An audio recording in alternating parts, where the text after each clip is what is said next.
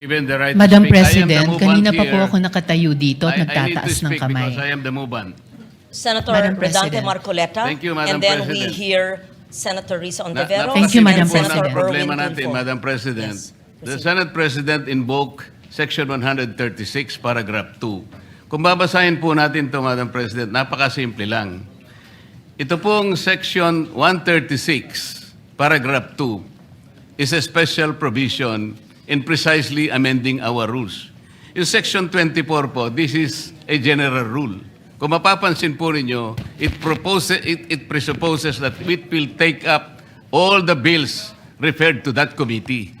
General po yung function niya. 136, second paragraph, is a special provision.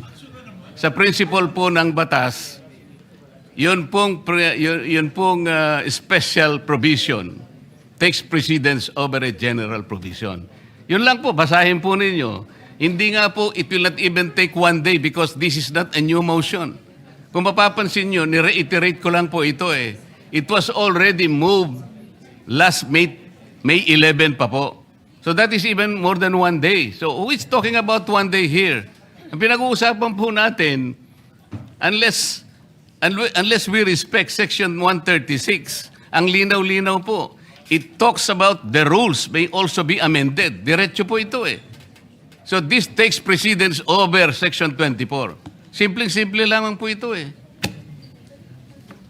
Madam President. Thank you, Senator Marcoleta. We recognize Senator Risa Ontiveros. Salamat, Madam President. Meron din po akong substantive na interpellation sa motion ngayong araw na nire-raise o itatalakayin ni Senator Marcoleta yung text na pinamudmod ni Senate President sa atin ngayong hapon. Pero una, gusto ko pong segundahan yung sinabi ni Senator Pangilinan. Bagong motion ito, Madam President. Bakit po? Sa ilalim ng Section 24, ni-refer yung unang mosyong binanggit ni Senator Marcoleta noon sa Committee on Rules. Ngayon kung sasabihin na ibinalik yung mosyong iyon, yung unang mosyon ni Senator Marcoleta sa plenary, sino ang gumawa nun? Dapat ang Committee on Rules. Na-initiate na po ang prosesong iyon alinsunod sa Section 24. Hindi pa nga po nako-constitute ang Committee on Rules. Wala pa nga pong minority contingent sa Committee on Rules. So wala pang body na pwedeng ibalik yung unang mosyon ni Senator Marcoleta sa plenary.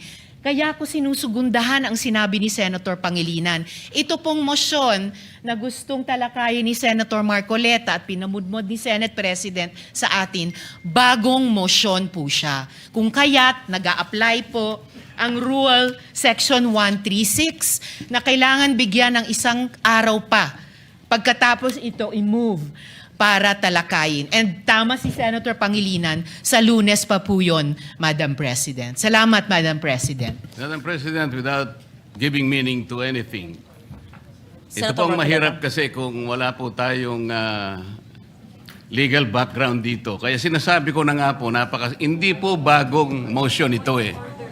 Hindi siya bagong motion.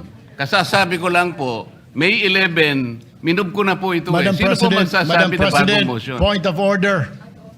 Ad hominem. Sinasabi ko lamang po, ang Hindi, sinasabi Madam ko lang, President, kanina ko po sinasabi. Hindi po tama yun. Section Nasasabihin yung kasama 136. niya Pwede po ay ba? walang Session is kinalaman, suspended. Pwede po walang bang alam sa pagbigyan? batas.